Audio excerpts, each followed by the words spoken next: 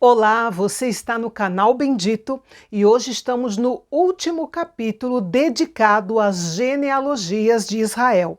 A partir do próximo capítulo, capítulo 10, o cronista se volta novamente para a história do povo de Israel propriamente dita. Vamos lá então? Abra sua Bíblia no capítulo 9 e vamos para mais uma reflexão.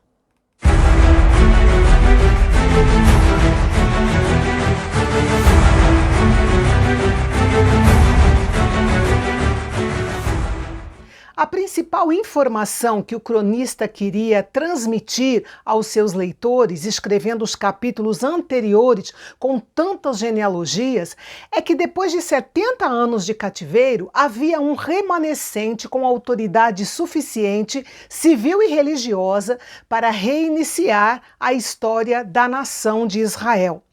Esse reinício se daria através de uma única tribo, Judá, que já havia absorvido o que tinha restado das outras tribos. Mas o importante nesse ponto da história é que o povo escolhido continuava sendo o povo escolhido de Deus. A pequena nova nação de Israel tinha autoridade divina para levar adiante o plano de Deus, apesar das grandes perdas que havia sofrido. E as genealogias promovem uma base histórica para essa nação que estava recomeçando através da tribo de Judá.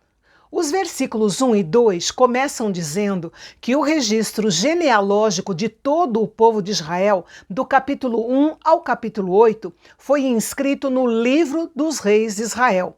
Esse livro não faz parte dos livros de 1º e 2º Reis que nós temos na nossa Bíblia. É um outro livro chamado de Livro dos Reis de Israel, onde eram feitos os registros públicos dos acontecimentos do reino e das várias famílias que haviam nele de acordo com as suas genealogias.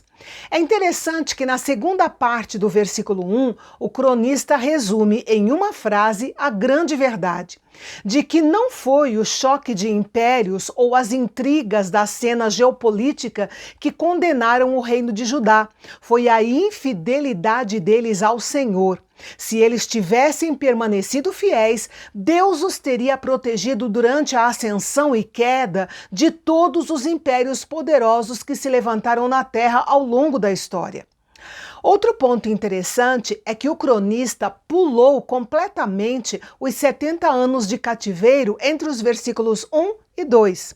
Afinal, o castigo do exílio havia passado. Era uma página virada. O povo devia agora responder à graça de Deus, andando no caminho certo, na esperança de uma restauração plena. A resposta obediente deles incluía a restauração de Jerusalém, a capital sagrada para os israelitas.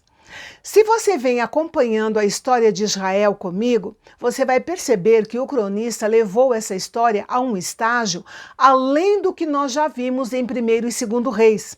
Por quê? Veja só, apesar de 2º Reis terminar com um tom de esperança genuína, é uma esperança limitada, porque o livro termina com o povo de Deus no exílio da Babilônia. Mas agora que o cativeiro tinha chegado ao fim, essas listas genealógicas eram um sinal definitivo do início de um novo tempo. Não havia mais um reino do norte, um reino do sul. Agora eles eram todos israelitas outra vez, como eram chamados antes daquela infeliz divisão dos dois reinos.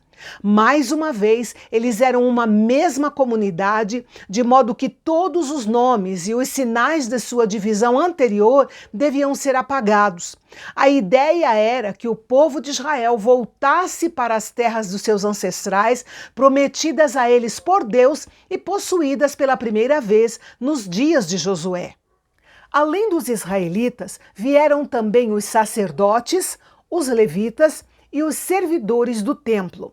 Lembrando que os sacerdotes eram os descendentes de Arão e os únicos encarregados de oferecer sacrifícios e cuidar do lugar santo no templo.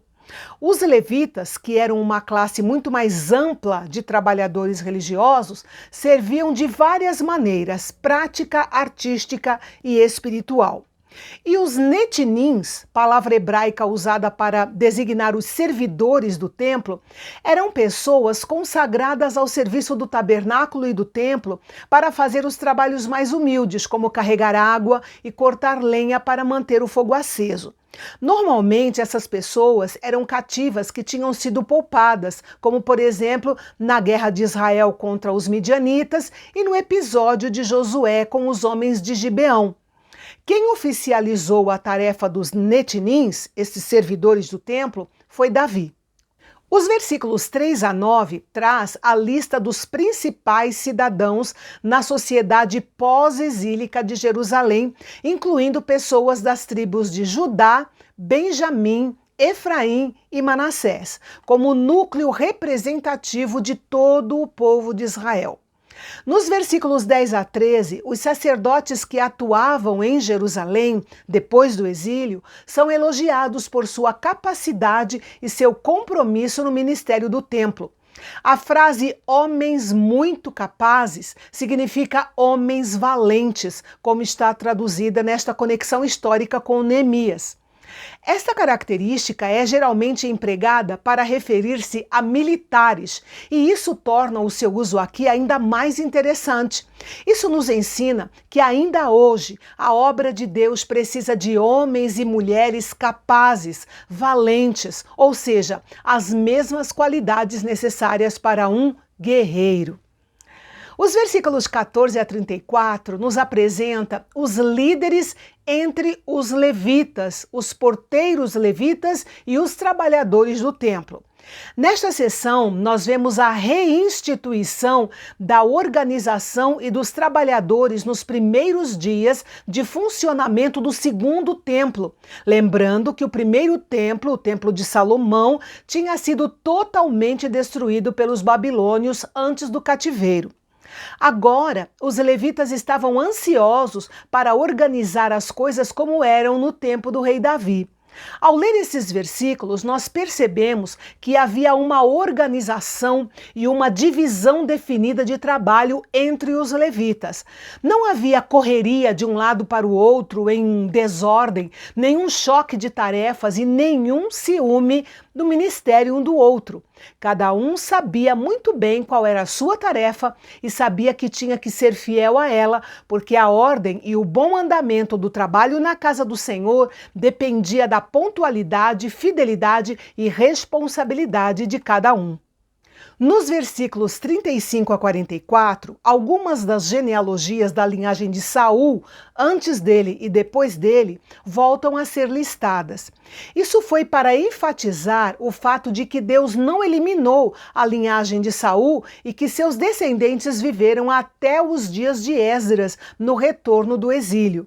Além disso, o aparecimento da linhagem de Saul nesta sessão tem o propósito de introduzir o relato do cronista sobre o fim do reinado de Saul, o reinado de Davi e dos reis de Judá que o sucederam. E é sobre isso que nós vamos falar amanhã, aqui no canal Bendito, o canal de Fala Fácil. E se você está gostando da nossa série, antes de sair, não esqueça de deixar o seu like. Até amanhã, se Deus quiser.